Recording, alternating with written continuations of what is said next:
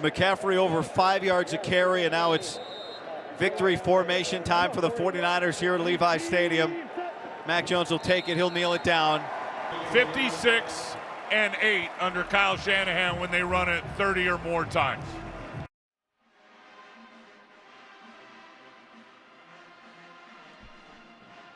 And we welcome you in. It is the 49ers Countdown to Kickoff show. John Dickinson with you. Adam Copeland alongside as well here as the 49ers continue on into Week 8 of the NFL season. They take on the Houston Texans today. Of course, you can hear all the action coming up.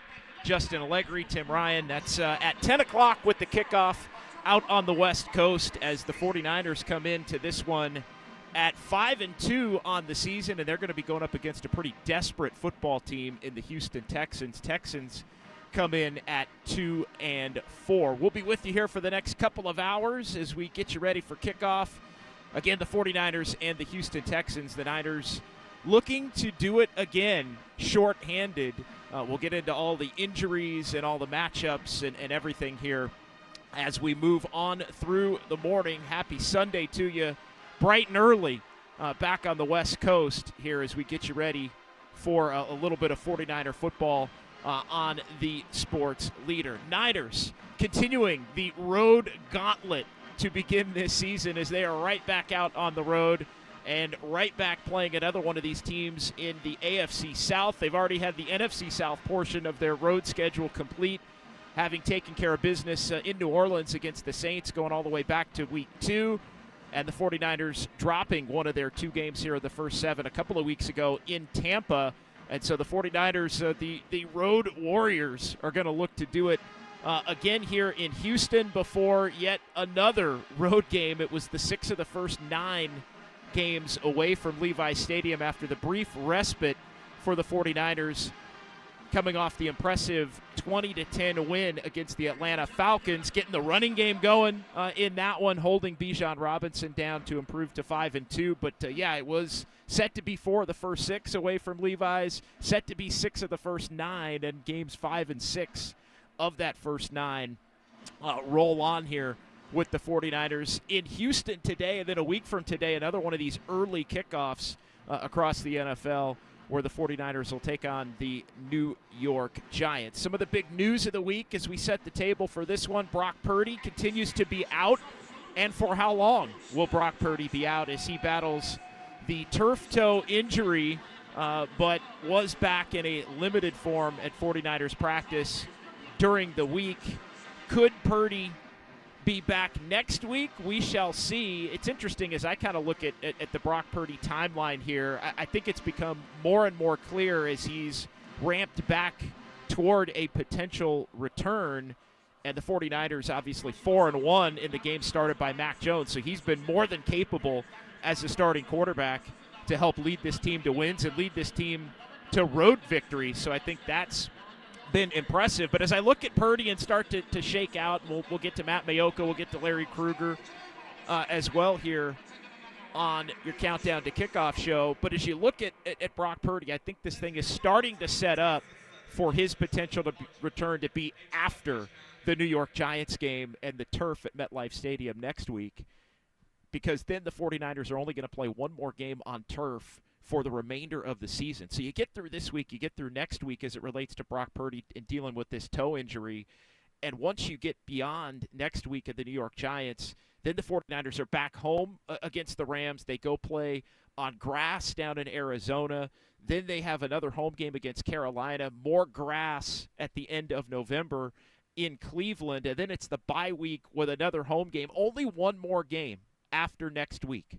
Only one game for the 49ers on artificial surface, and that's the game in Indianapolis on December the 22nd. So if you want to give Brock Purdy the best chance to be able to succeed from injury, then I think setting it up to bring him along slowly this week, bring him along maybe a little bit more quickly next week, and then really start to target maybe his return a couple of weeks from today when the 49ers go at it against the LA Rams at Levi Stadium, because it sets the table for that again, all those remaining games to be played on the grass surface as well. We're going to hear from Kyle Shanahan coming up as he joined the guys, Copes and D-Pop, on the Dirty Work show, as he does each and every week.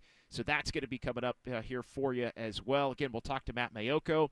49ers and the Texans. Again, Ricky Pearsall remains out, not on the practice field. And this is something going back to when he was injured in the lead up to the short week against the Rams. He got hurt in the game coming out of the Jags game. And so the Niners without Ricky Pearsall, that was one that I think you could tell even, 4 weeks ago, that it was going to be much more of a significant injury that was going to keep him out with some time. 49ers more shorthanded, again, along the defense without Bryce Huff, who's got the hamstring, Jake Brendel, Yetur Gross-Matos, and we'll see what's up with Debo Lenore, who missed the first couple of days of practice but was out there for the 49ers on Friday in a limited form. The other big news on the injury front, Kyle Shanahan saying that Brandon Ayuk is close to having the 49ers be able to open up his practice window. That could happen within the next week, and then they can go week to week from there, leading up to a potential return for Ayuk. Again, I would kind of target Ayuk potentially, just doing the math on a couple of games on the turf for maybe looking at that Rams game again coming up in 2 weeks on November 9th as well. Can the 49ers continue to run it? The story of this game is going to be the Houston Texans and their ability to defend. The Texans really leaning on a defense which is tops in the NFL in terms of yards. Which team could get after the quarterback and which team could force turnovers? The Texans able to force some turnovers along the way this season, but they have just had a dreadful, woeful, awful, horrendous offense. This game might be a first to 20 type of a game for the 49ers and the Houston Texans. And the one thing we know about the Niners, they love to play and can win the grimy, chaotic games.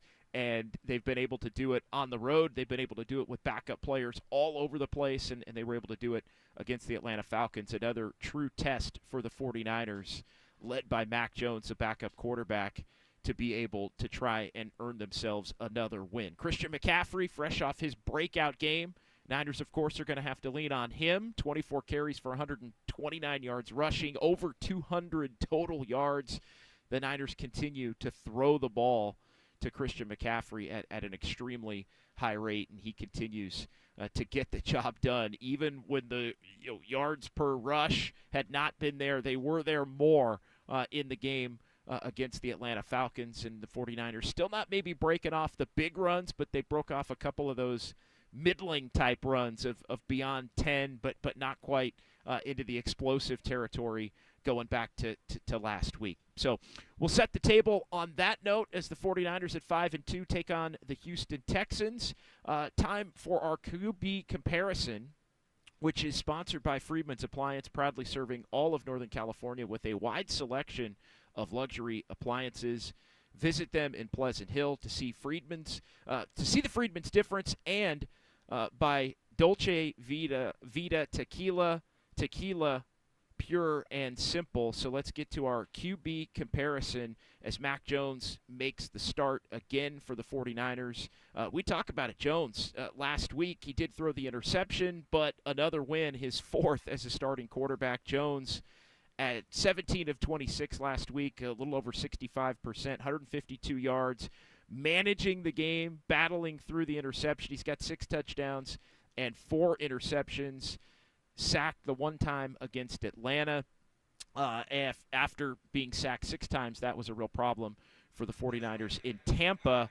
And Jones, 280.8 yards per game, leading the NFL. Avoiding the big turnover is going to be what Mac Jones is going to have to do each and every week. And for the most part, he's been able to do it. And when he's thrown that interception, or there's been that instance where he's held onto the football a little bit too long, or the offensive line hasn't protected him, he's been able on some of those turnovers to bounce back and still lead the 49ers to victories and be able to throw the football around. Who will be his number one targeted receiver in this game? Will it be Kendrick Bourne? Will it be Jawan Jennings?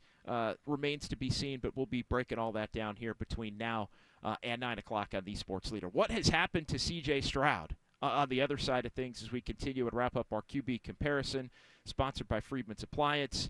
Stroud, 23 of 49 for 229 on the Monday night loss to the Seahawks. And that's another advantage the 49ers have in this one, the rest advantage for a third consecutive game. Houston playing up in the Pacific Northwest on Monday Night Football, a late Monday Night Football game going back 6 days ago. And they lose to the Seahawks 27-19 on the season. 9 touchdowns and 4 interceptions for Stroud. He's been sacked 15 times, can move around, 147 yards rushing, but everybody in Houston trying to figure out why the decline for this Texans offense after they were so explosive, and Stroud looked like somebody that was going to be a big-time quarterback and a big-time star quarterback after his rookie season. All right, that sets the table. That's your QB comparison, sponsored by Friedman's Appliance. Coming up, we'll hear from the head coach of the 49ers, Kyle Shanahan, as he joined Dirty Work earlier in the week on Thursday, as your countdown to kickoff rolls on right here. John Dickinson, Adam Copeland on the Sports Leader.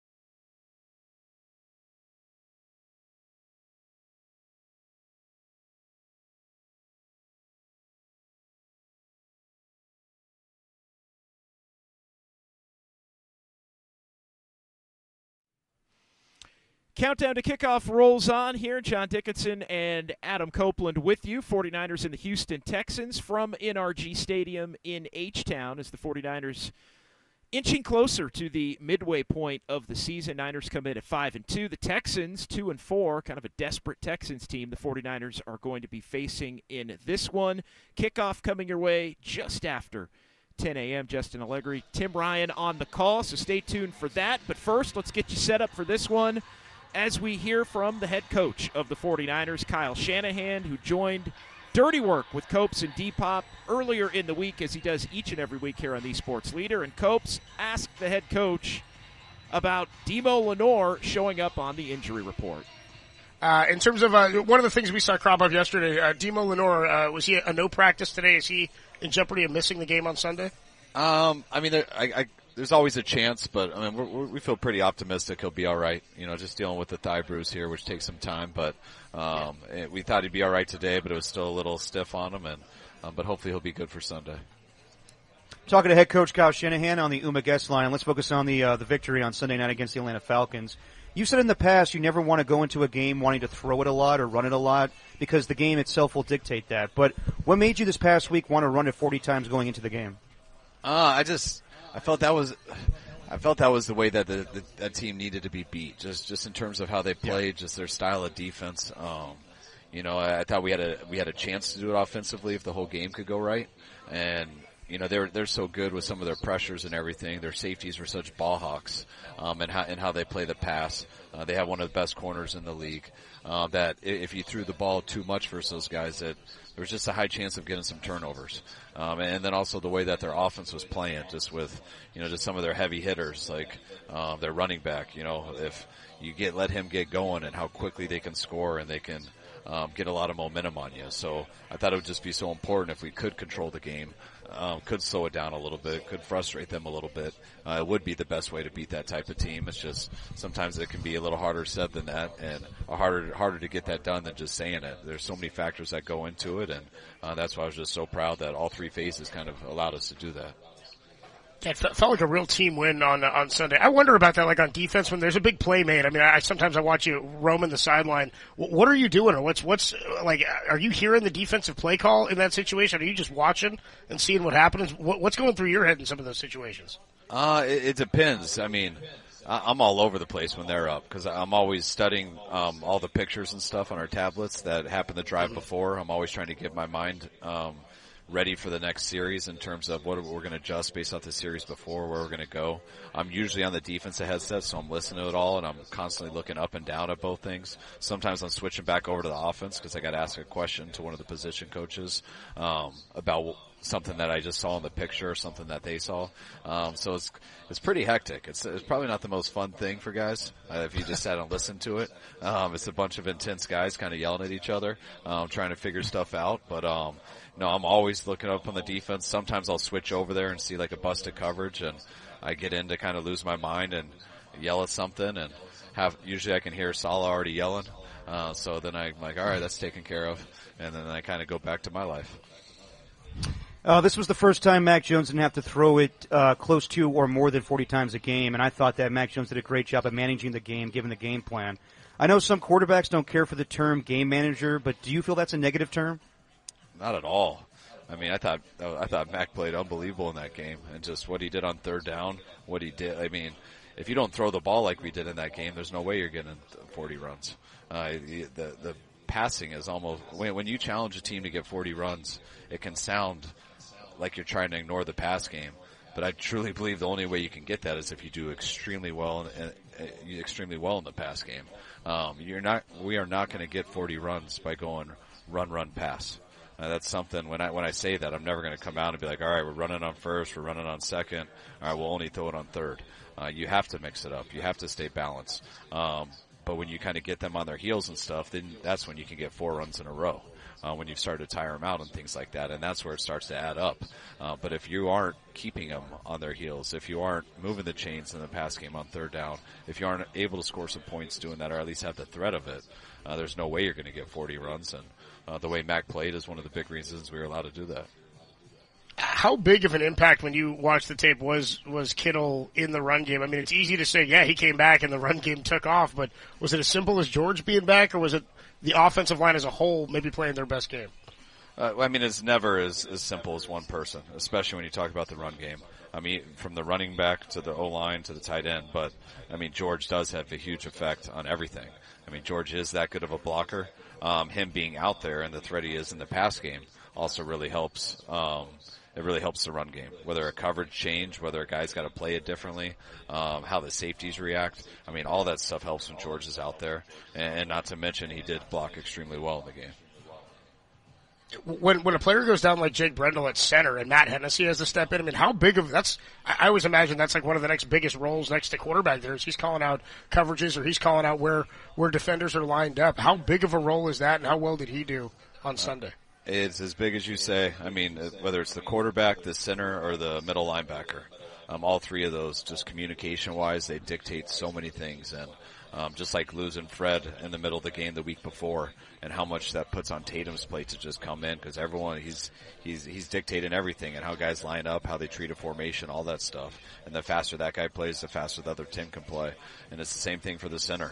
I mean, he's getting up there. He's making all the calls. He's directing the O-line. As soon as he gets those calls done, that's when the other four guys in the O-line know how to come off and who to target. So when you change that guy up, it takes some time. And also how they snap the ball, whether it's shotgun, all that. It's all slightly different, which adds a different timing element to the whole offense. But that's why you got to rep those guys throughout the week. The backups never get as much as the starters, but that's why we do rotate those guys in the O-line throughout the week. And I was just pumped with Matt that when he did get his opportunity, he was ready for it. He had a hell of an offseason. Since he's been here, he's done a great job. He got his opportunity, came in, did very well, and I was pumped that he was able to do that, especially versus former team like that. Talking to 49ers head coach Kyle Shanahan on the UMA guest line. This is the second week in a row you'll be facing a defense run by a coach you worked with last week, Raheem Morris and Jeff Ulbrich. This week, D'Amico Ryans. You know these defenses very well, but how much does Robert Saleh provide insight to you as a play caller when facing former defensive assistants on his staff? I mean, Saleh and I just talk so much every day about everything. So it doesn't really go that much into like a former guy, especially, you know, when it's dealing with guys that I've worked with. You know, I think if there was a guy that I hadn't worked with that Saleh has, I think it'd be a little bit more important. But there aren't a lot of secrets between us when it comes to this stuff, and especially when you look at D'Amico and everything in their defense. I mean, it's the sound of a defense as there is. They play to the right style. They play exactly how you expect a D'Amico defense to look. But when it comes to schematics and stuff, they're not going to try to out scheme you. They don't need to. D'Amico makes sure they're sound. He makes sure they play extremely hard, and that's what makes them so hard to beat. I mean, obviously, Robert was great for you back in the day when he was in his first iteration as defensive coordinator, but do you think he's been that much better as a coach given his time as a head coach with the Jets? Yeah, I think, I mean, I don't want to say he's a better coach because he did so good then. It's just, it's different times for both of us, and the more you coach, the better you get. It's just like usually, I'd like to say the more you play, the better you get, which is true until you hit a certain age. When you work hard at stuff and you just go through different experiences, you usually just accumulate knowledge and you accumulate things that you have to adjust with. And I mean, when you get a coordinate for a while, you know, or head coach, and you know, which is, and even when you're a head coach, you're still coordinating at times. Even when you go through bad experiences, as long as you survive them, they make you so much better. It's sometimes, I mean, there were certain things that I did in Houston as a coordinator, and had a lot of success doing it in my first 2 years there. And I just thought that's how you did football. Like, this stuff should be unbeatable. And then you get with different players. I go to Washington, it's a different situation, different quarterback, different team, and the stuff that I thought was really good and it's what I knew didn't work at all there. And so I had to go through stuff to where I had to get worse to get better, where you get to try different things and you get to go through situations that you don't necessarily want to be in, but you got to figure out a way to get out of it. And that allows you to understand how to make more adjustments, how to do different things. And I think that's why when Saleh coming back here, I mean, just the 4 years we had together, building the defense and to get into what we did in 2019, having to go through what we did in the COVID year in 20. I mean, we learned so much through that. And then for him to go to New York for 3 years, have to build a whole new team, build it in a different way, have to go through some of the ups and downs he went through. When he came back here, he has so much more experience and so many more different things he's gone through, myself included, which makes us usually better. Voice of Hoos 49ers head coach Kyle Shanahan, the Niners and the Texans. We got pregame at 7, kickoff at 10 a.m. right here on Sunday on the Sports Leader. Kyle, good luck on Sunday, and we will talk to you next week, man. Thanks, Kyle. All right, guys. Thanks. Good talking to you.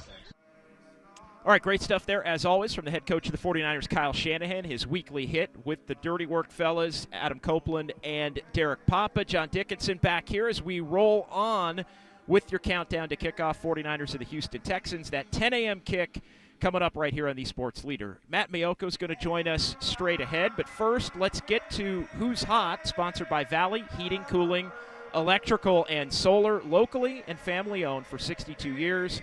We're also sponsored by Rayleigh's and Nob Hill. Save more on the flavors you love and find better deals for your budget at Rayleigh's and Nob Hill. Got to make Christian McCaffrey, after his breakout game rushing the football, who's hot, 24 carries for 129 yards. We talked about a couple of rushing touchdowns, and he's been effective in the passing game all year long, 7 catches for 72. Christian McCaffrey, the one man that the 49ers can always count on offensively.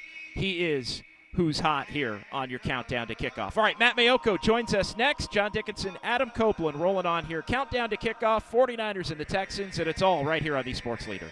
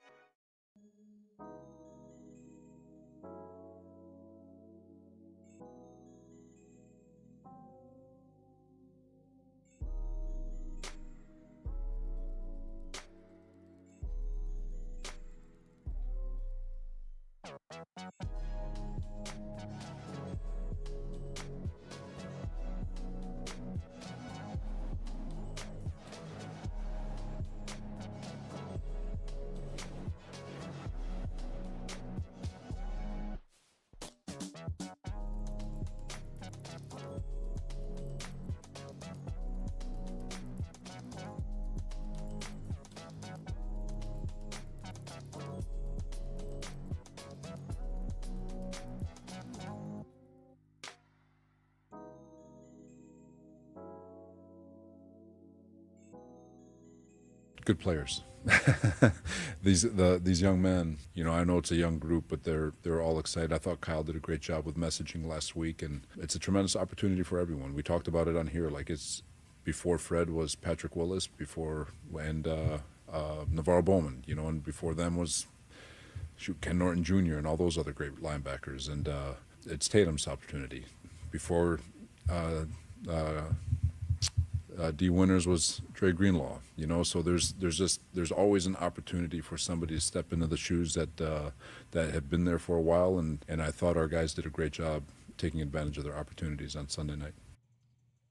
I can listen to Robert Saleh just rattle off players who played for the Niners at big-time defensive positions before the current 49ers. I could do that all afternoon. And before that, it was Chris Borland. Before that, you had a Navarro Bowman. And before that, you had a Patrick Willis. I would love that. Just hear him rattle off players that were big-time playmakers for the 49ers. Adam Copeland, John Dickinson with you ahead of the Niners and the Houston Texans. 10 a.m. kickoff right here on The Sports Leader. We made the connection with our guy Matt Mayoko, our 49ers insider from NBC Sports Bay Area. He joins us weekly on Niner Pregame. What's going on, Matt? How you doing, bro?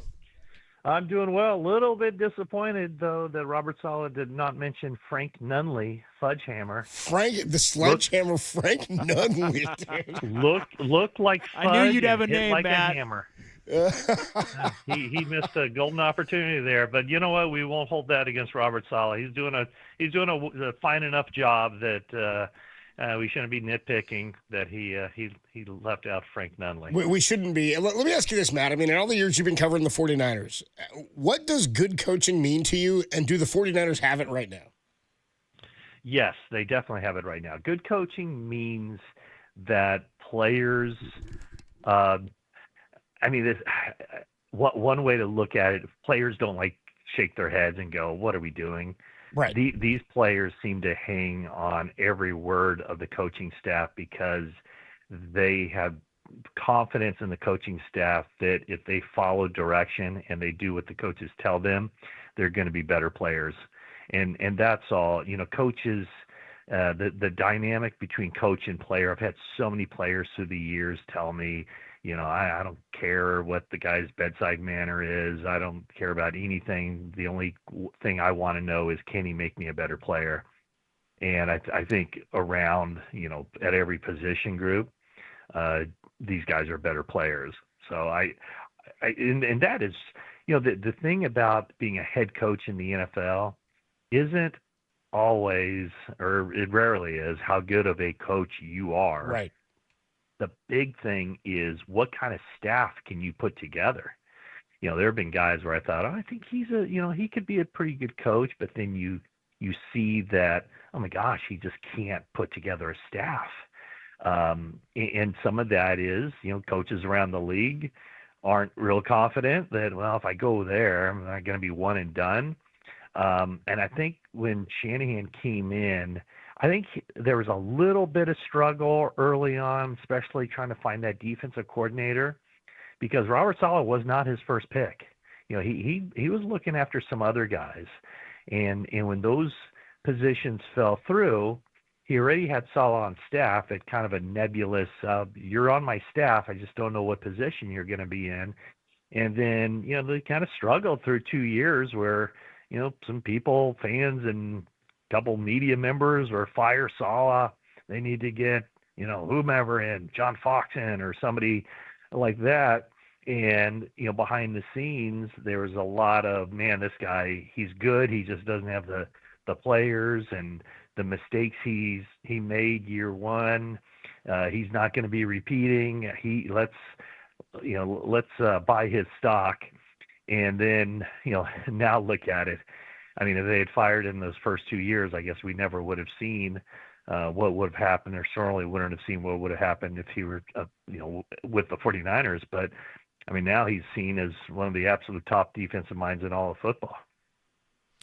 Matty, when you look at the job that Kyle Shanahan and staff have done, because Saleh's been a huge part of it, obviously, this year, we don't know how this season is going to end, but at 5-2 right now, do you think this is, to date, the best job that Kyle Shanahan has done, considering the circumstances?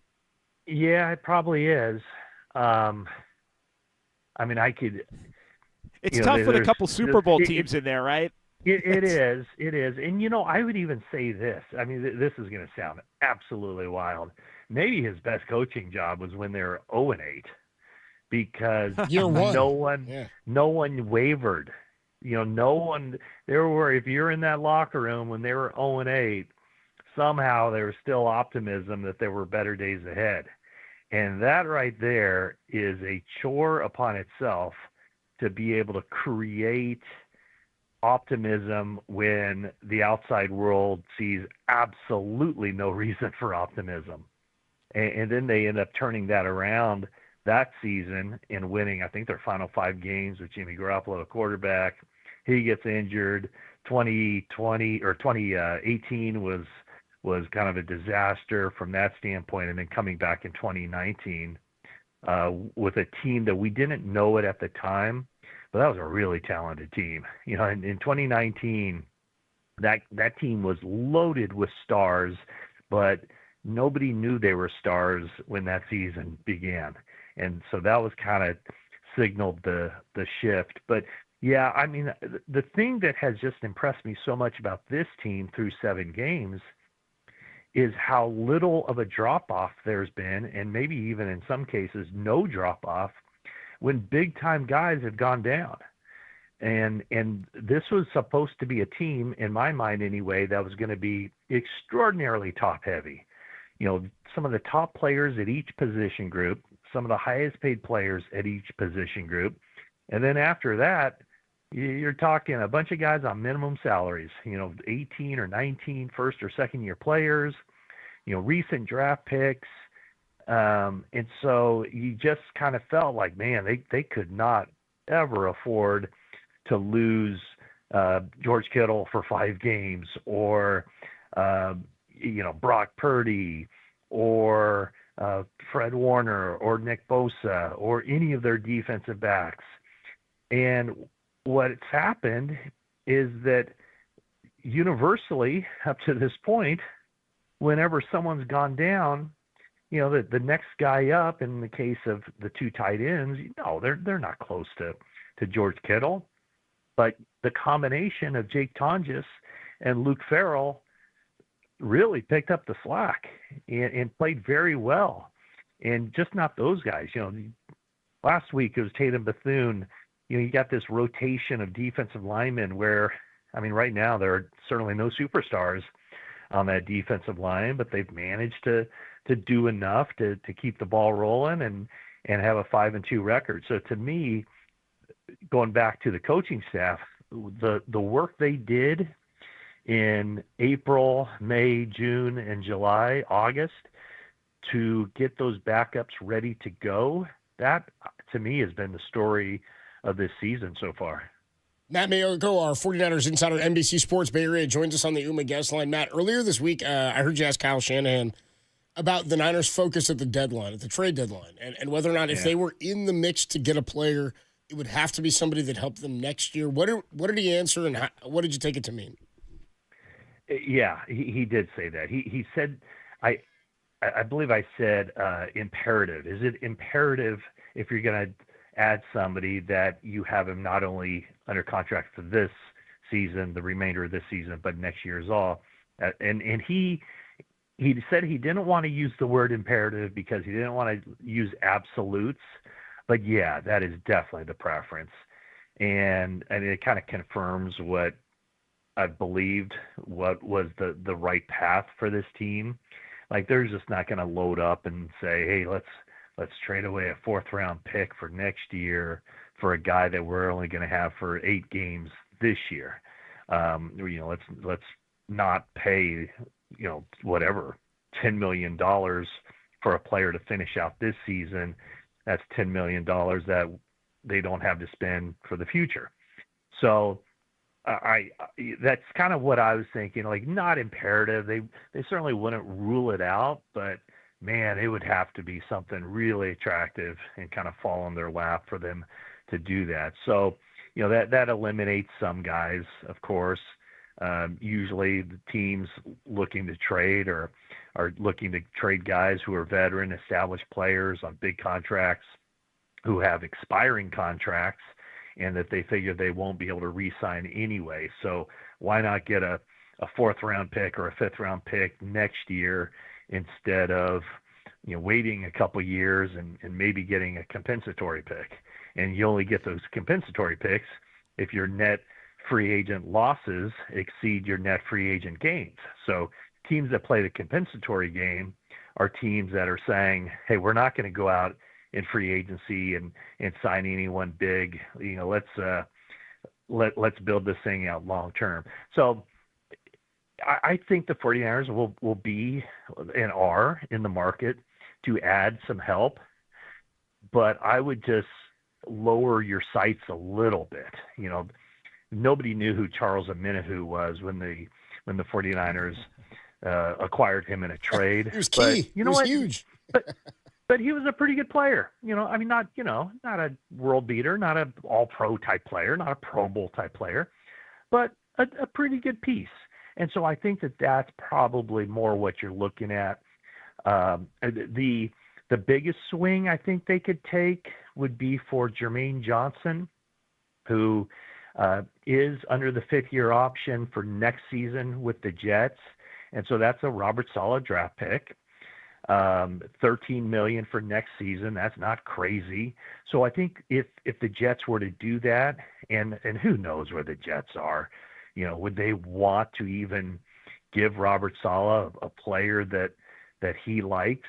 But that would be the kind of guy I think that you could look at where the 49ers have him for this year, sure, but also next year when theoretically, they'd be in a position to be a better team next year, assuming Bosa comes back and Warner comes back, which the team fully expects. I mean, you add those guys and they're automatically a better team in 2026 than they were in 2025. Matt, I want to get your thoughts on the game today here, but real quick, is there any other position you could see the 49ers targeting other than pass rusher in terms of a trade at the deadline? Well, probably not. And maybe defensive, maybe defensive tackle. Okay. Yeah, maybe. I'm just trying to think their depth at cornerback. Luter's played pretty well when he's gotten in there. And then, Chase Lucas has done a really nice job as a nickel back, but he also, he can play outside as well. I'm trying to think. Do you have a position in mind? I mean, I could see them. They have a little bit of a surplus. I mean, this kind of sounds crazy, but they have a little bit of a surplus at safety and at wide receiver, and using wide receiver as when Pearsall gets back and when Ayuk gets back, assuming he gets back, they're going to have one or two players inactive that are decent NFL players. So I could see them using maybe a safety or a wide receiver to sweeten the pot in a trade. So I could see them doing that. Talking to Matt Mayer. Go ahead, JD. No, there wasn't a position, just more, I think, looking at just some of the injuries, maybe a corner, and they have had guys step in, but it would truly be a depth piece. I mean, it wouldn't be somebody that obviously would be coming in to be a starter. I just wonder, because there's so much focus on, and Tatum Bethune played well. Obviously, he's going to be the Mike linebacker with Warner now gone. And the focus is pass rush, which makes sense. I just kind of wondered, is there anything else maybe that they would be interested in adding a little bit of that depth too? You know what's interesting, and this one kind of caught me off guard. A couple weeks ago, I was talking to John Lynch about the young guys and the depth on the team. Kind of, to me, the surprising depth. If you can't tell, I'm surprised that they have depth from where the off season started to where it is now. I'm shocked that those backups have played as well as they have.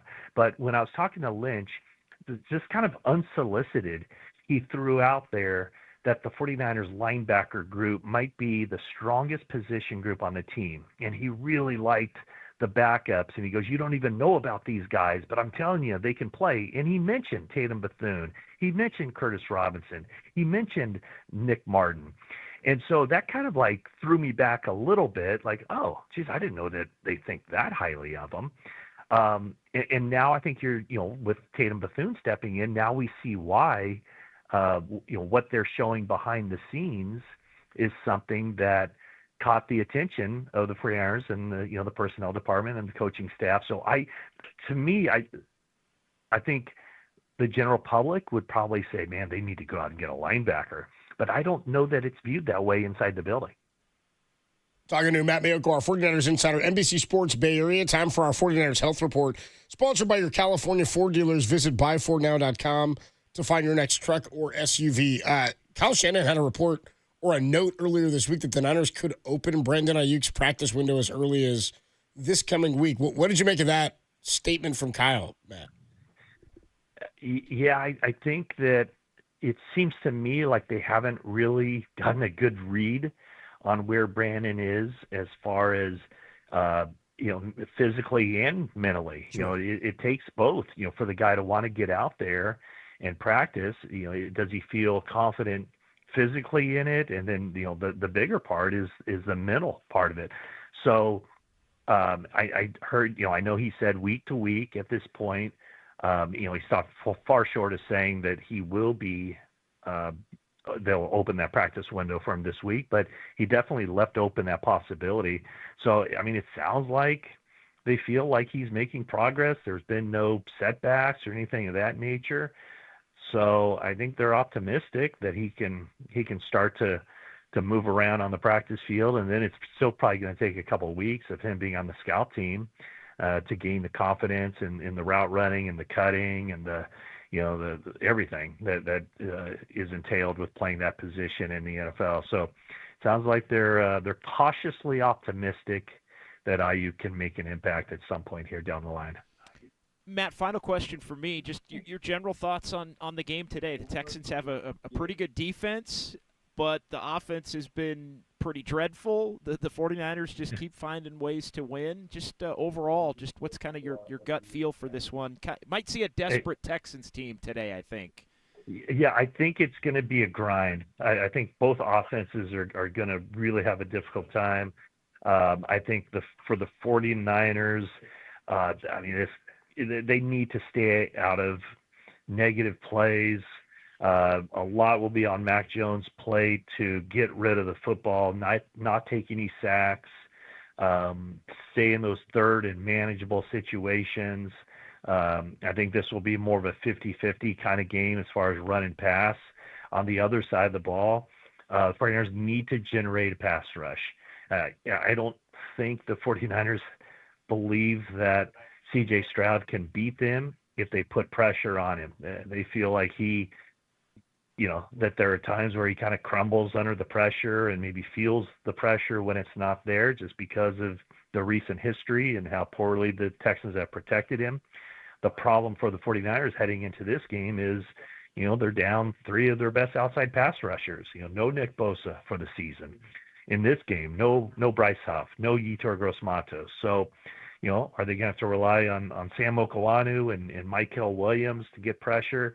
I think that this is a game where Robert Saleh is more apt to call some blitzes, and it could be Bethune or Winters or Upton Stout coming out of the nickel position. So if the 49ers don't get home early one-on-one, then I think they'll dial it up, and you might see more blitzing than you've seen in the past.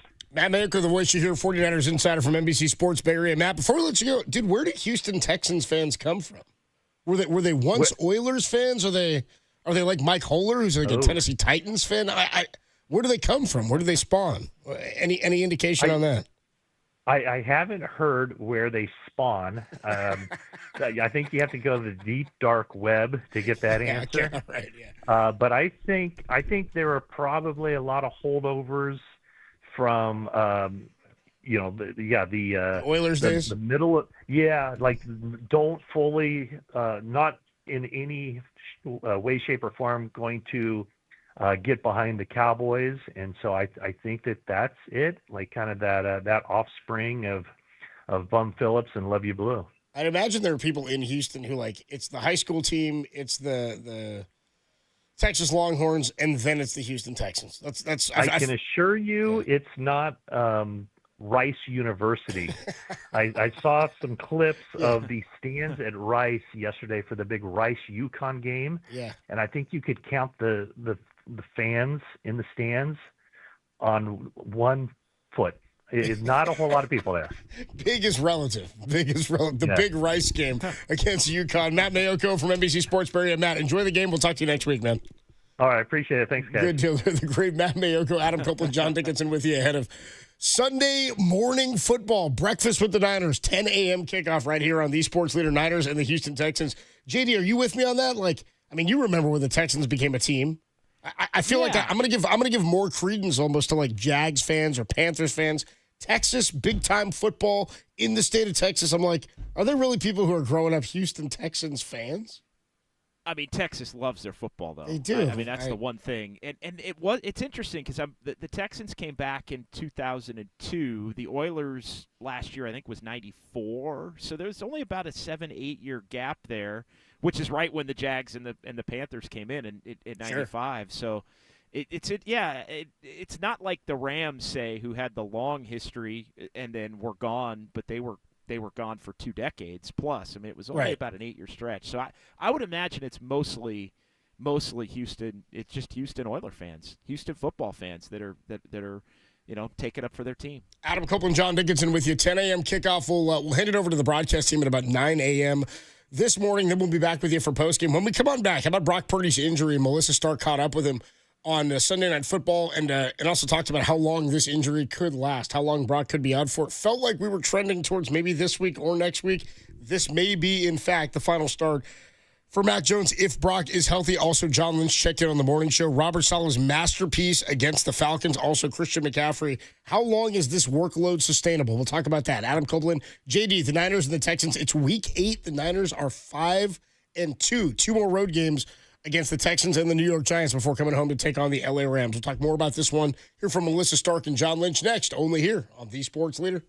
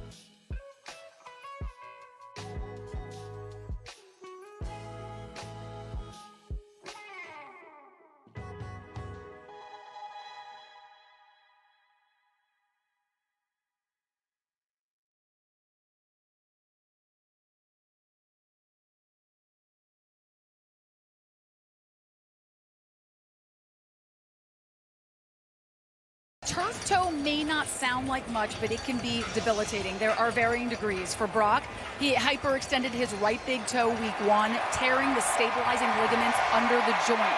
In addition to being extremely painful, turf toe limits the toe's ability to flex. And Brock told me any movement in the wrong direction can set him back. He said he is truly day-to-day.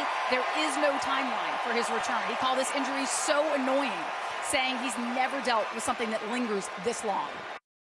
That was Melissa Stark on Sunday Night Football last week talking Brock Purdy's turf toe injury. JD, are you with her on that? It's so annoying, man. It is. It's tough.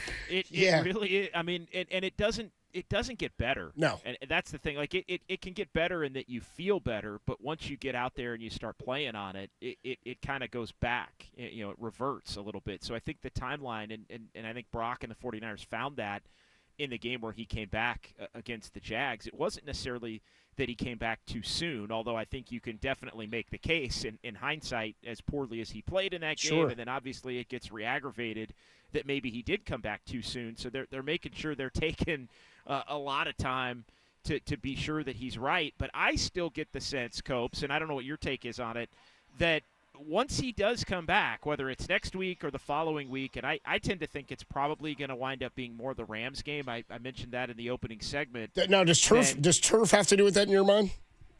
It does. 100%. They said turf was not a factor here. Yeah. Yeah. To me, you're bringing it back. You're not bringing it back at MetLife Stadium. No, that's and maybe House of Horrors also. Exactly, and I know I think they've changed the turf since the 2020 game where the Niners lost all those players. Well, don't forget, JD, it wasn't just the Niners losing players. It was like Saquon went down that year. Like early in that season, the New York Giants and Jets were being looked at MetLife as like, is there a better option than the turf that you're playing on? Exactly, and I believe they have subsequently changed the turf at that stadium, and the Niners will be there next week. But so I would I don't think we knew pretty quickly that he wasn't going to play in this game against the Texans. To me, it's can he do a little bit more this week, continue to feel better. You give him one more week in New York against the Giants. And I target the Rams game, and I know they're saying, turf versus grass doesn't necessarily matter. He came back on grass, re-aggravated it, and he's been out ever since, going back to 4 weeks ago against the Jags. But I had the note, after today and then after the game next week, the 49ers only have one other game the remainder of the season, and it's a game in Indy where they will not play on natural grass. That's the only one, December 22nd. All of the remaining games after next week are on grass. Are you suggesting they wait to bring him back for a grass game, JD, and then see how it goes until Indy when they play on turf again at the end of the year? Well, no, it's just, to me, you bring him back and then you let him ride. Yeah, at that I'm point. with you. I'm with you. And then, if you hope that he's gotten enough rest from it and he's healed enough from it to where even though it may be something that can continue to be aggravated, that he'll be comfortable enough to be able to play with it and make the throw. Because that's the thing. It's not necessarily the pain or saying Brock isn't tough or anything like that. Of course, Brock's tough. Of course, I think he can tolerate the pain. Yeah. It's can he be effective? And all those throws that were sailing and that were missed, he just couldn't be effective in that game against the Jags. Well, what's funny, too, JD, is like we talked about it being, Brock stating it's annoying. And Melissa starts saying it's annoying, this injury, because it is nagging and it is lingering. It just won't heal and won't go away. As a fan, it's the second least annoying quarterback injury we've ever had to deal with because of the success of Mac Jones and what Christian McCaffrey's been able to shoulder. John Lynch, 49ers general manager and president of football, was on with Murph and Marcus this week, as he is every week. And I asked you and Tracy a couple of weeks ago, I asked Todd Husak about this on our pre- and post-game show. When do we start getting concerned about the usage of Christian McCaffrey? He carried the ball last week 24 times, the second most carries of any game in his 49ers career, and like third or fourth most all time in his NFL career. Here's what John Lynch had to say earlier this week with Murph and Marcus about the workload being sustainable or not for Christian McCaffrey. Here you go. We're always cognizant of that. Made a move for Brian Robinson before the opening of the season, and in part because we wanted to add something to help Christian, but then also Jordan James, who we have really high hopes for, was banged up early on. Now Jordan's getting healthy. He hasn't hit the field yet, but we're loving the things he's doing. So we have plenty of other players that can play in, as running backs, and we think perform at a high level. I think Brian did the other night. Brian ran the ball extremely well. Christian was just in a zone, and we needed that game. And so, but we are always cognizant of the amount of touches, and it's just hard to take that dude off the field. But we understand that's part of it as well. Well, what's your read on that, JD? I mean, 24 carries for McCaffrey. They're not 5-2 without him. I got to tell you, there was talk early on when the run game wasn't going well. At some point, you had to ask the question, is he declining? Is it on him?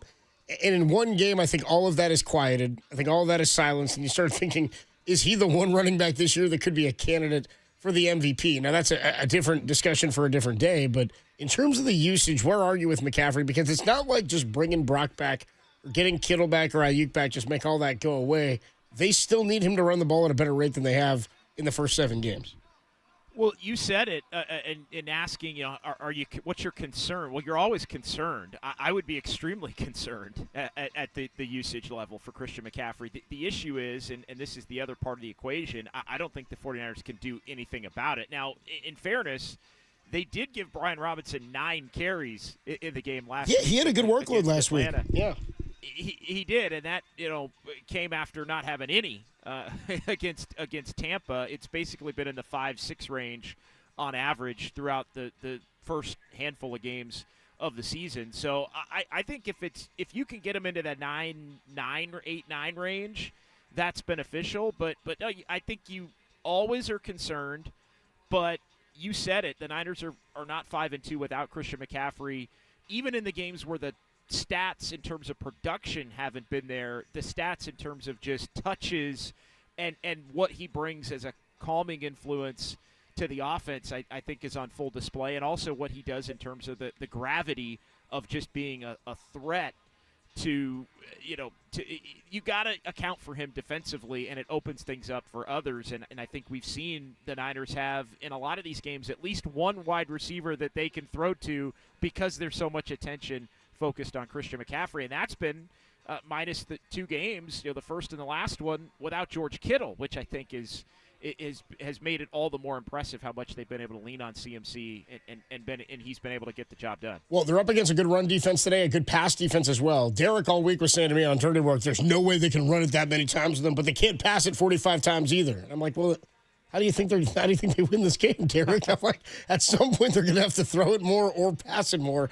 I think running it is how they win this game, and that's all part of building the game plan, sponsored by Golden State. When you succeed, we succeed. Visit us today at goldenstatelumber.com and by River Islands in Lathrop. Come home to River Islands in Lathrop and discover the San Joaquin River lifestyle with its lakes, parks, and schools. Start your tour today at riverislands.com.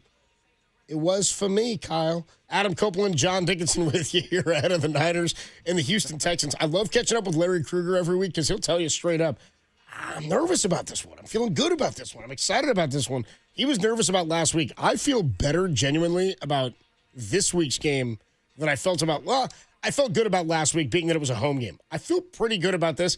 I don't see a path to the Houston Texans scoring 20 points in this game. Let's talk more about that with Larry Krueger, who joins us next. Adam Copeland, John Dickinson, Niners and the Texans under 2 hours. And it's only here, right here on The Sports Leader.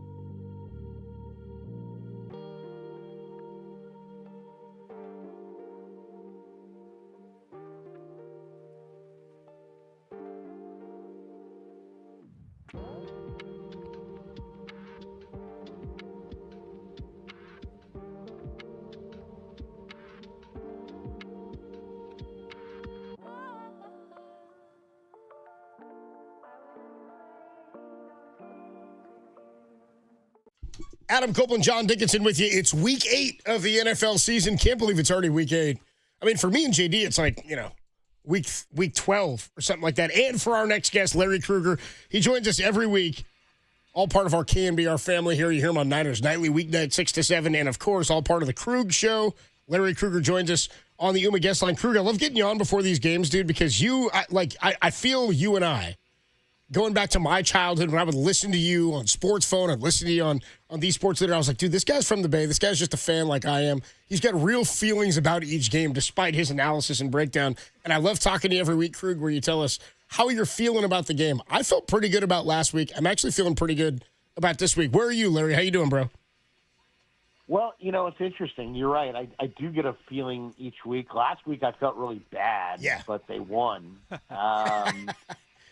Which then makes me feel nervous because now I feel really good this week.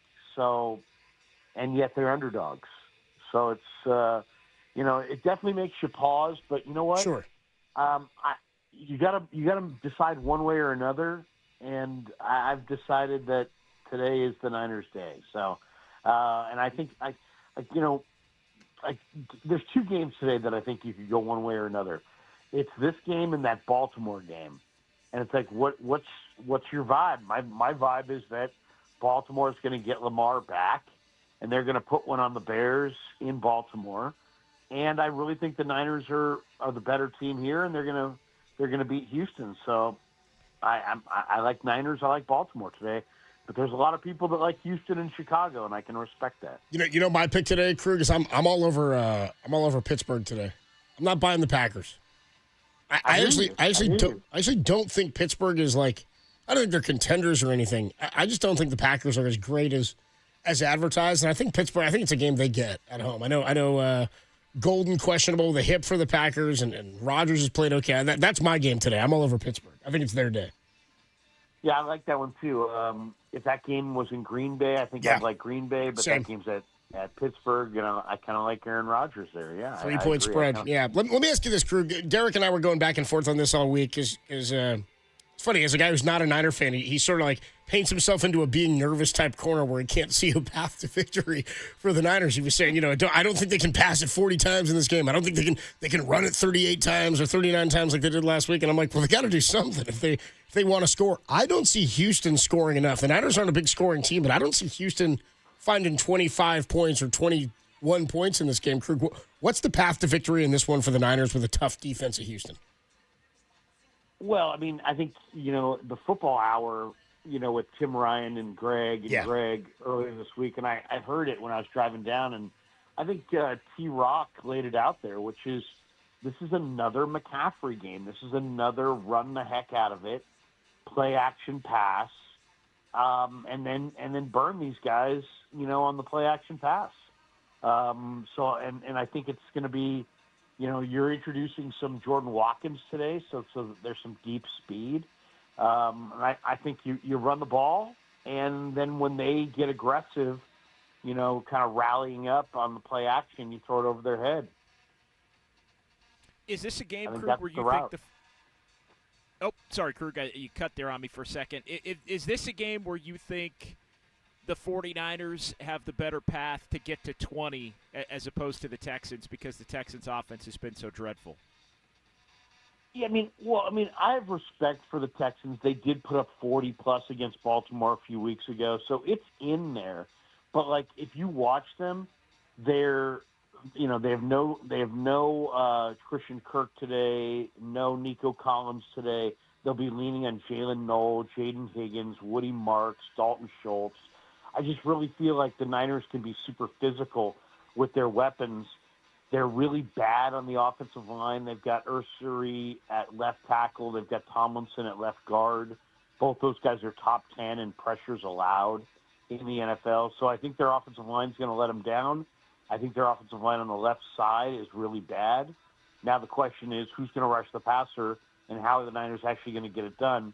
I'll say this, Chris Kaczmarek just was screaming and yelling this week at practice in a way that was like, even for him seemed over the top. So he's fired up to get something out of Mikael Williams, something out of Beal, something out of Travis Gibson, who's activated today off the practice squad. So they have no Huff, they have no Bosa. Somebody's going to have to step up and put some heat on Stroud.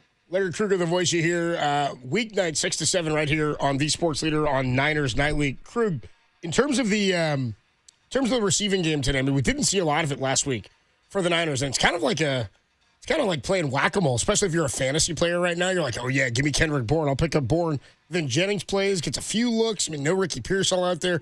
What have you thought of the Niners offense in the absence of some of these big-time receivers? We just talked to Matt Mayoko. He seems to think the Niners sort of have now a surplus at receiver. They're all kind of the same level of guy without Ricky Pearsall. But where are you on the receiving core right now?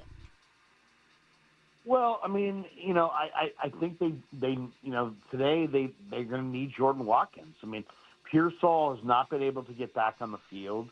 Jennings is clearly not 100%. Bourne, I think it's unrealistic to think that Bourne was just going to continue being one of the better receivers in football. I mean, that probably wasn't going to continue. MVS is gone now. I think it's kind of a hodgepodge group, to be honest. I mean, I think I'm with you. They don't really have anybody. There's no outside X receiver. I mean, that's why there were some rumors in the last 24 hours that the Jaguars may shop Brian Thomas, and I was saying, hey man, that's a guy I'd have a lot of interest in. Why? Well, because his best football came not with Trevor Lawrence, and I don't think he gets along with Trevor Lawrence.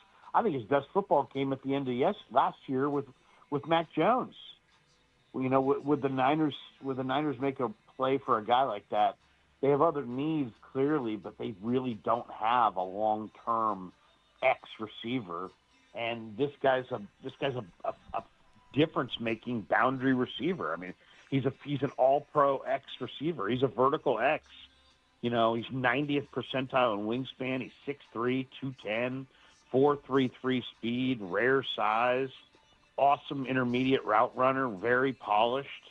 I mean, if they want to move Brian Thomas Jr., if I'm the Niners, I'd get in line. Krug, how would you handle Brock Purdy's return? He was back at practice, limited, out for today. We were kicking it around a little bit earlier. I would not bring him back next week on the turf at MetLife Stadium. I know they've said, turf versus grass doesn't matter. He came back on grass, obviously, against the Jags and didn't look good. I would take this week, which they are, and one more week and start to target a potential return 2 weeks from today against the Rams. Only one more game off on turf the rest of the way after these next two. How would you handle Brock's return? Well, let's see. He's been out now 3 games, right? He played in Jacksonville, didn't play in week 5, 6, or 7. I think I would definitely give that. I wouldn't let him come back until the Arizona game. The doctor that I talked to said, "Hey, man, it doesn't matter what you do, you're going to have to rest this thing continuously for about 6 to 8 weeks." And he played in Jacksonville. So Rams would be week 1, Tampa would be week 2, Atlanta would be week 3, Houston would be week 4, Giants would be week 5, Rams would be week 6. Yeah, I'm not letting him play until the Arizona game in week 11. You got to take a chance at letting that thing heal, because otherwise, what are you doing? Why are you going back to a guy that is not going to be able to stay healthy if you don't give him proper rest? And proper rest for that injury is 5 to 6 weeks, and they haven't given it 5 to 6 weeks. Talking to Larry Kruger here. We do it every week ahead of the Niners, whoever they're playing, Niners and the Texans. All right, Krug, we do this with you every week, and I know you normally go chalk, man. I know you're a low-hanging fruit guy, so it's time for the player to bank on, Larry. Sponsored by Casino Matrix. Just drop in for gaming, dining, sports. Please gamble responsibly. 1-800-GAMBLER and by Pacific Service Credit Union. Larry, you can earn a $400 cash bonus for opening an account and setting up direct deposit of $500 or more. Just sign up at pacificservice.org/my400Krug. If the Niners are to win, you said it was a McCaffrey game is what they were talking about on the football hour. Who's your player to bank on today? Well, it's a tough call. But I kind of think the big important guy today is the backup center for Brendel, because Brendel's not going to play. The Niners' offensive line's going up against a very good defensive front. Yeah. They're going to have to make the right decisions up front. They're going to have to get the ball out fast. I'll say a little shot of Hennessy. I'm going to go a shot of Hennessy. I'm going to say a little Matt Hennessy. At 8:18 in the morning. Yeah, 8:18. At 8:18 in the morning on a Sunday. As JD knows well, our first sponsor every Sunday is Dolce Vita Tequilas. When we tip off at 7 for these pregames, Dolce Vita always coming strong in the first segment. So Hennessy today, I'll say that in honor of former Warrior Jordan Bell, a little shot of Hennessy. A little Krug, man, enjoy the game, dude. By the way, just real quick on the way out, I was just talking to our guy Kyle. You know Kyle well behind the scenes, dude, on the board today for our Niner broadcast. Dude, I was just asking him about if he does any like the daily fantasy stuff. A lot of like backup receivers going today for Houston. Is there anybody that intrigues you if you're going like daily fantasy? Xavier Hutchinson, is he somebody you're even looking at? That's a cheap buy. No, he's not the guy. I'll say this: it's Jalen Knoll. Jalen Knoll is coming on. He is Iowa State receiver. I think he had 77 yards receiving last week. He's really, really good. No Collins, no Kirk. Jalen Knoll is the guy that could go for 100. You heard it here first. Larry Krueger, the voice you hear. We'll try to catch up with him on postgame. Krug, enjoy the game, man. Let's get after another one. Niners could be 6-2 after this one. Niners 17, Texans 9. Yeah, I like that. I like 17-9, 17-10. That's kind of where I'm at. Krug, enjoy the game. Catch you later, bro. See you guys. The great Larry Krueger joins us each and every week on pregame. Before the Niners take on whoever they're taking on today, it's the Houston Texans, 10 a.m. Dude, just real quick, because I like throwing these out. You know, I like to be self-deprecating a bit here, JD. You got to keep it. You got to go fair and balanced. You know what I mean? Like you got to go fair and balanced. There's a great loyal, legitimate news agency that says that. I can't remember who it is.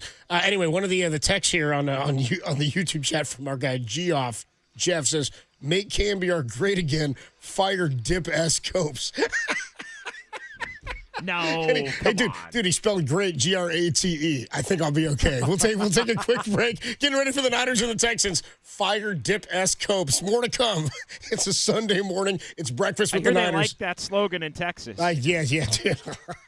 Everything's greater, Grater in Texas. More to come on the Sports Leader.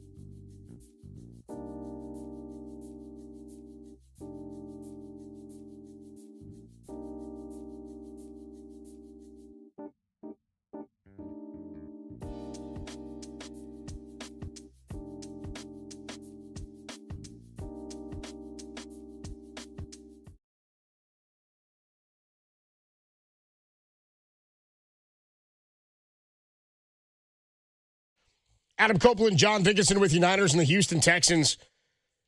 Houston struggling to find an offensive rhythm. Are you with me on that, JD? That and it's funny to say this now about the Niner defense, who's missing Fred Warner, who are missing Nick Bosa, who have a banged up and questionable Demo Lenore, and we'll talk about that in just a minute here as we await the actives and inactives in about 5 minutes here, 5.5 minutes or so until those come out. But it's funny to think about the Niner defense now, and we've said this all year, man, that it's been the strength of the team. That they don't win these games without McCaffrey, but JD, they don't win these games without the defense in any of these games, not just because they've made plays, because they've just about as good as anybody kept points off the board despite whoever's out there.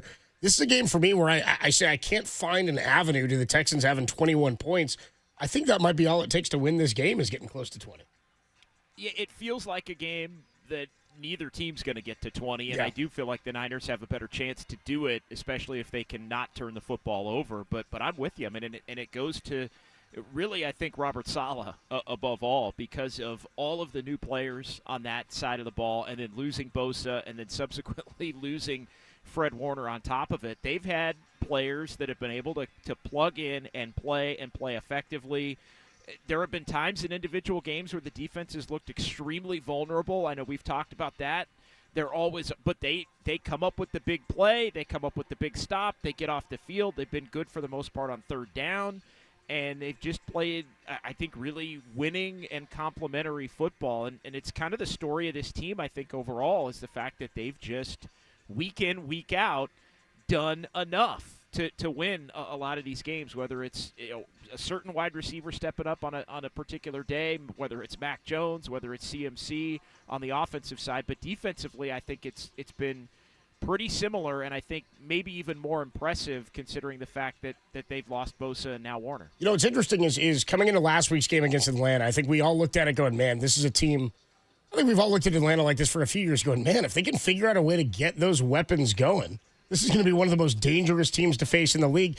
And it sort of started to rear its head early this year. Like, we're starting to see some of the fruits of that labor. Maybe Penix is a guy. He's not going to go today. It's going to be Kirk Cousins today for Atlanta. But in terms of the playmaking stars that they have, and we talked about Bijan Robinson after the performance he had against the Bills. Drake London is obviously a weapon. Kyle Pitts is a big-time red zone threat and a big-time downfield threat for the Atlanta Falcons. This game, though, is going to be missing Christian Kirk. They're going to be missing Nico Collins.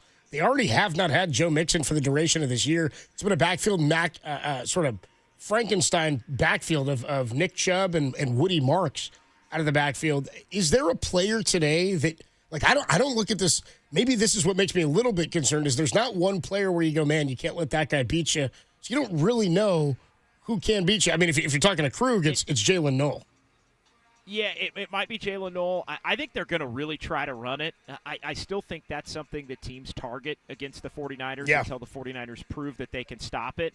And I think Stroud a little bit with his legs, right? That's always something that I think a quarterback that can move a little bit, has the ability to escape, has the ability, in theory, to make plays while he's moving around. And so I think that is something that I would look at in play. To me, it's kind of a Stroud game, and he's been much maligned, and I think rightfully so. But I think that would be the player that I would look at to kind of make things go for the Texans if it winds up being their day. Yeah, I'm kind of with you, and saying it's a Stroud day. He's the best player in that offense, and he's had a bit of a decline. I mean, they fired their offensive coordinator, I think, going into last season, right?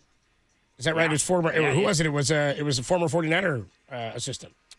Yeah, it was Slowick, right? It was Bobby Slowick, that's right. So he moved. I mean, they move on from him after a rookie season of C.J. Stroud going to the playoffs with Bobby Slowick.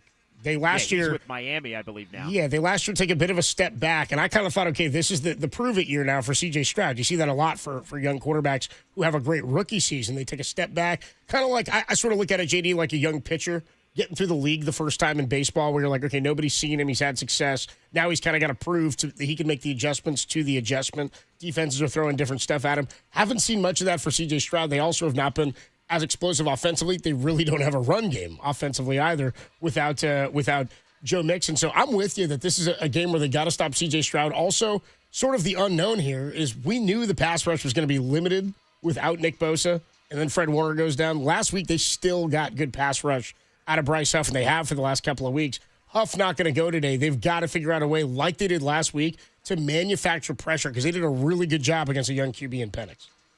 They did, and I think Matt Mayoko said he thinks maybe they'll blitz a little bit more. I think he got Saleh's been dialing up some really well-timed blitzes in a lot of these games to really complement things.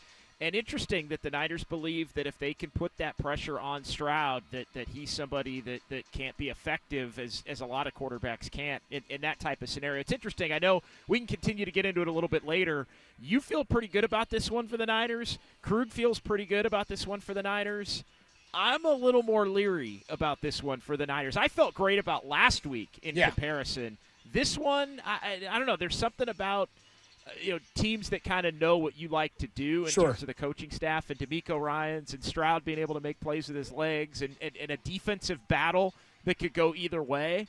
I don't know. I'm feeling a little bit different about this one than I did even last week against Atlanta when I thought the Niners were going to win. That's what's on deck, sponsored by TimberTech Decking and Railing, #1 in premium decking. Order free samples at timbertech.com. I'm going to go out and say kind of what you said, JD. I feel good about it, but I don't think it's because I think the Niners are going to play great. I think this could end up being, and I don't know why I feel this way. Maybe it's the stout defense of Houston and their inability to move it, and we'll see what happens with the Niners and the lack of pass rush, or at least pass rush personnel. To me, this feels like maybe the messiest or ugliest looking game since Arizona. Yeah. Is that you with me on that? The ugliest? I think Arizona's the ugliest win. I think this could be up there with that one. And that's saying something, because the 49ers in a lot of these games, even the games where there's been points scored in offense, a lot of them, I use the term every week, the chaos junkie type games. And I think this definitely could be another one, and maybe not the most aesthetically pleasing game across the league today. Well, I'm with you. If the 49ers have to find a way to win and win ugly, I think maybe they may be better at that than any team in football, finding ways to win. I'm going to go with the Niners today over Houston. When we come on back a little bit more on what's going on around the league, dude, it's Bye-Mageddon. Thin slate today, 6 teams across the NFL on bye. We'll get into that, and then we'll go up to the broadcast booth, check in with Justin Allegri at a kickoff at 10 a.m., the Niners and the Houston Texans, and their old pal DeMeco Ryans. More to come. Adam Copeland, John Dickinson. It's only here on The Sports Leader.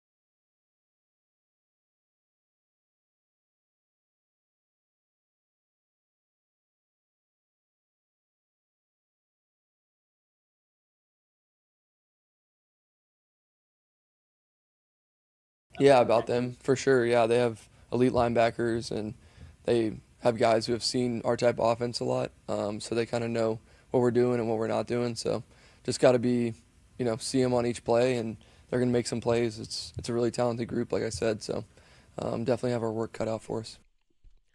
That was Mac Jones talking about what the 49ers have ahead of them today against the Houston Texans and that defense. Adam Copeland, John Dickinson with you. We're getting ready for the Niners and the Houston Texans about an hour and 25 minutes away from kickoff. JD, do we have the actives and inactives? Have you obtained that information yet on the 49ers? Yeah, let me grab it here while we're talking, and then we can run through them all here. Yeah, why don't you grab that for us? Because the names we're looking at, we know that some of them, based on the injuries from last week, are going to be out. Bryce Huff out for today. But you've got them now, JD? You got them pulled up for you? Yeah, Go Brock ahead. Purdy, Jordan James, Ricky Pearsall, Jake Brendel, as expected, all of these. Yetur Gross-Matos, Bryce Huff, and C.J. West, the final of the 49ers inactive. So Jordan Watkins up, but it's been a case of both the Jordans throughout the course of this thing, and a lot of Nick Martin up until the point in which Fred Warner went out. So Nick Martin got an opportunity to play. But yeah, Purdy, James, Pearsall, Brendel, Yetur Gross-Matos, Bryce Huff, and C.J. West, the inactives for the 49ers. There you go. There you go. So Demo Lenore is active. Is that correct? Demo Lenore is active for the 49ers. And then on the Texans side of things, we've been talking about it, but Nico Collins and Christian Kirk both officially out as expected. Jarrett Kingston, Darrell Taylor, Graham Mertz, and then Trent Brown among the inactives for the Texans. But Collins and Kirk, the big two there for the Houston side. There you go. So the 49ers not missing anybody. That's a big surprise today. Now, Demo Lenore flared up on the practice report, or the injury report on after practice on Wednesday. He did not practice, then was limited Thursday, or didn't practice Thursday either, and then was limited Friday. And Kyle told Derek and I on Thursday that he was dealing with a bruise on his quad. When you heard quad, you're like, damn, another soft tissue thing. This could be a lingering issue. It was a bruise. He said it kind of flared up on him, so they were hopeful he'd be able to go today. I mean, for me, that's as big as anybody being out there right now, JD, because the lack of veteran presence on defense. It's huge, and you look at the 49ers now, they're not only going to have Lenore, but Renardo Green and Upton Stout. And as our buddy Nick Wagner points out on social media, you have all three of those guys, and you have a banged-up wide receiving core for the Houston Texans. So something that could have been a little bit of an issue, at least on paper for the Niners, winds up, I think, feeling like a strength, the DBs going up against this depleted Texans wide receiving core. So that's the big news. Demo Lenore is active for today's game. No big surprises in terms of the actives and inactives. Why don't we take a quick break? We got to get you your 49er player spotlight. Plus, we'll go up to the broadcast booth and check in with Justin Allegri, who will be on the call from Houston today with Tim Ryan at 10 a.m. We are just over an hour and 20 minutes from kickoff. Demo is active, and we're going up to the broadcast booth momentarily to check in with Justin Allegri, the Niners and the Texans, only here on The Sports Leader.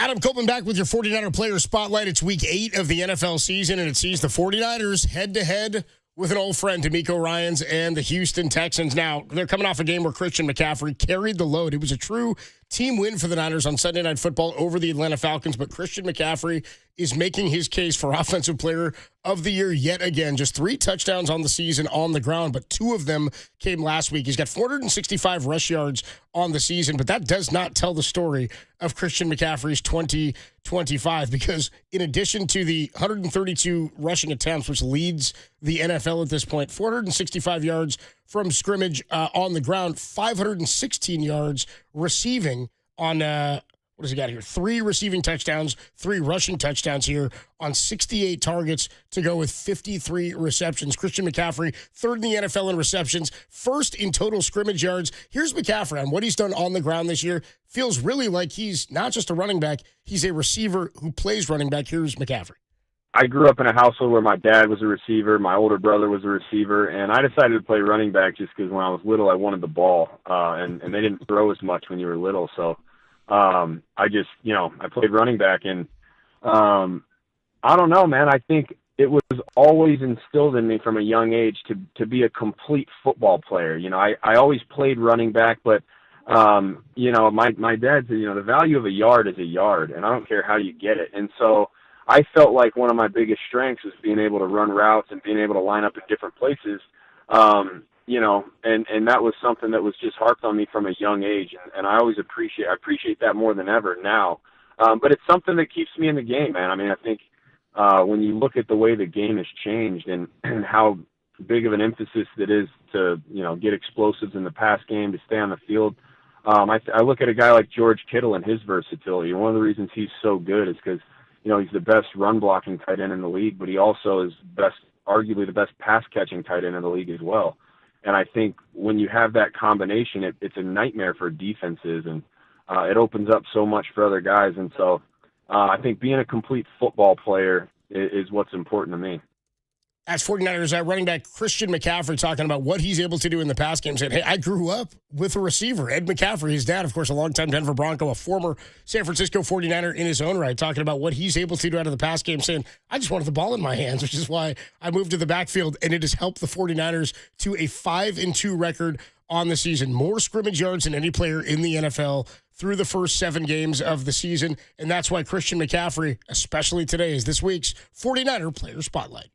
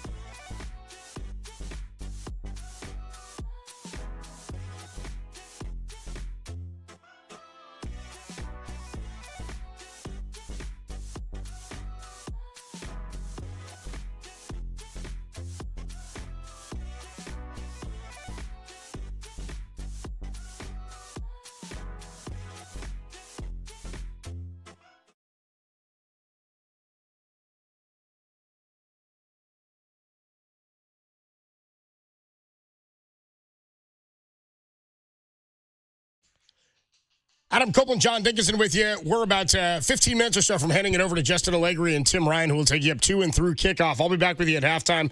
And then we'll both be back, myself and JD, after the game to talk you through the Niners and the Houston Texans. JD, I mentioned before, bye-mageddon, dude. 6 teams on bye. Let me ask you about this, because we do have to take another break here before we get out to the broadcast team. But the Niners are the only NFC West team not on bye this week. I mean, this is kind of a nice traditional mid-season bye. Is there any game of significance for the Niners outside of this one today? Yeah, I was kind of looking around. I'm interested in seeing how the Giants-Eagles rematch Sure, after yeah. what the Giants did to them a couple of weeks ago in MetLife Stadium as the 49ers' next opponent. For the Giants to lose the lead that they had in Denver and lose that game, I think, and now play the Eagles, this could be something that sends them into another tailspin after they had looked pretty good since Jackson Dart had taken over. I'm also interested in the Packers-Steelers game. Let's see, can the Packers come up with a real good game against, I think, a pretty good Steelers team? But, yeah, top to bottom, it's a lot of interconference play, right? A lot of AFC, NFC throughout the course of the league here in this Week 8. So, yeah, are the Commanders really going to be up against it here?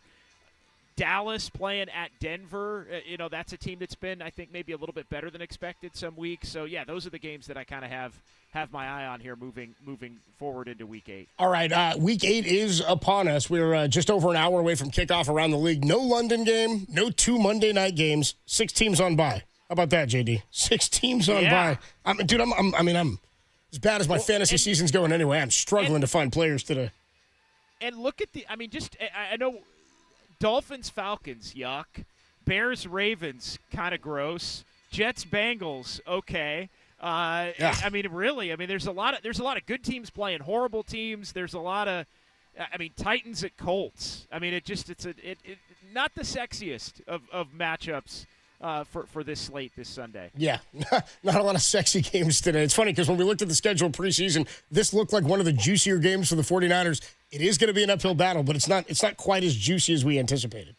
I thought this was a game before the schedule came out and we knew the opponents, and they ended up going a different direction. And last week really surprised me that game was on Sunday Night Football. I actually had this game pegged as a potential Sunday Night Football game with D'Amico Ryans and going back up against Kyle Shanahan with the 49ers and young quarterbacks with C.J. Stroud and Brock Purdy, but they ended up going Atlanta instead.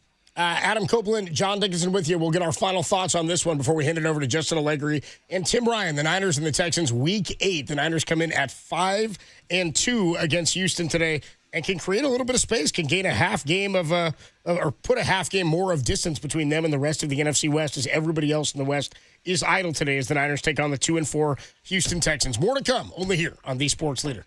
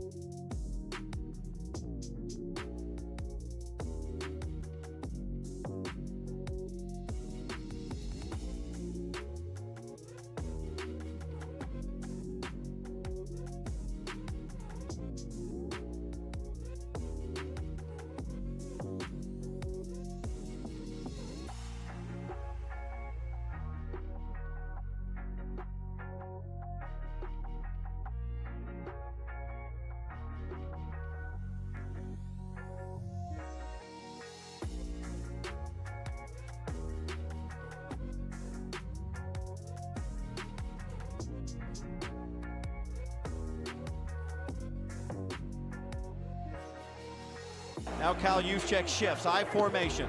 Jones takes and gives. Christian cuts it up inside, backpedaling his way, pushing. They got him in! Braun up front for the Niners tonight. A touchdown, maybe to put it away. Sounds of last week as the 49ers beat the Atlanta Falcons and they moved to 5-2, getting ready to take on the Houston Texans today at 10 a.m. right here on the Sports Leader. Adam Copeland, John Dickinson with you. Some final thoughts here on the Niners and the Houston Texans. Let's get you the keys to the game, sponsored by your Bay Area Chevy dealers. Visit BayAreaChevroletDealers.com. JD, are you with what Tim Ryan was saying on the Football Hour this week and what Larry Krueger was saying to us just about an hour ago or a little while ago, talking about this being another Christian McCaffrey game? I told you all week, Derek Papa right here on these airwaves told me, I don't know if the Niners can run it the way they did last week. I'm like, yeah, but they'd sure as hell like to, because they know if they can do that, they'll likely come away with the win. I think this is an ugly game, but I think this is a game where the run game has to be dominant again. I don't think it's going to take many points. Do you see this as a McCaffrey game? Every game, Copes, is a Christian McCaffrey game. Every single one for the 49ers, I look at it going into it and say it's got to be in some form or fashion, whether the production's there in terms of the overall numbers like it was against the Falcons or just the fact that he gets touches that helps to settle everything down. When he's on the field, the 49ers offense has got a shot to be dynamic, and I think maybe not as much today going up against a really good defense, but moving the football is going to be a huge key against this defense, and not turning the football over is going to be a huge key against this Texans defense as well. JD, we've talked about it all year. I mean, what are we up to now? Are we at 14 straight going back to last year without an interception? Yeah, incredibly. And could today be the day?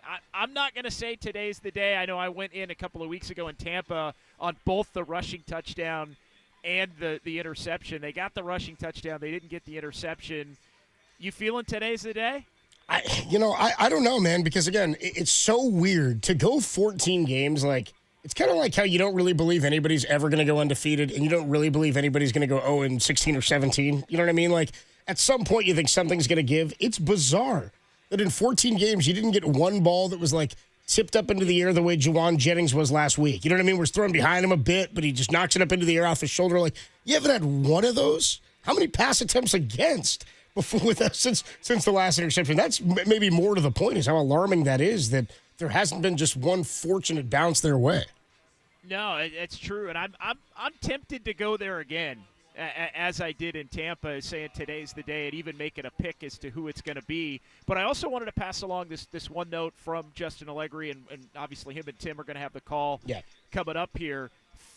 Defensive battle, we didn't have a chance to get him on. Field position is something that I think is key in a game where there could be a lot of punts, and the 49ers 30th in average field position on kickoffs in terms of allowed yardage. So shorter fields on a day where the defense could rule the day could be the difference between getting points on the board and not. And I think, Eddie Pinheiro has been terrific as well. If you do get within field goal range, make sure you take those threes. Those threes in a game like today can matter if you're doing a little bit better job of working your way past midfield and getting into scoring position. So, JD, a final thought here before we get out. We got about a minute here. You said you were more confident in last week's game. How you feeling as we're about an hour away from kickoff here?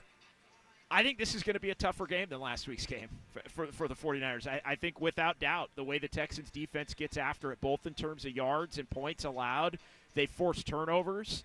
And so I think this is, just from a physicality standpoint, DeMeco Ryans knows what the 49ers want to do, and I think they're going to be intent on making him extremely uncomfortable. So I think the Niners can win it. I think it's a one-score game, but I'll put it this way. I think it's a much more difficult challenge ahead in this one. And I think the Texans are going to be desperate at 2-4. That you get to 2-5, you start thinking about maybe this season being a lost cause. This is a huge game for the Texans. Well, and we were talking about last week, the Niners finding victories on the schedule now. 10 games to play as you're 7 games in, and the Niners sit at 5-2. Moving to 6-2 here would be enormous as they got another road game next week against the New York Giants. That's going to do it for us on the countdown to kickoff. More to come here as we hand it over to Justin Allegri and Tim Ryan. The Niners and the Texans only here on the Sports Leader.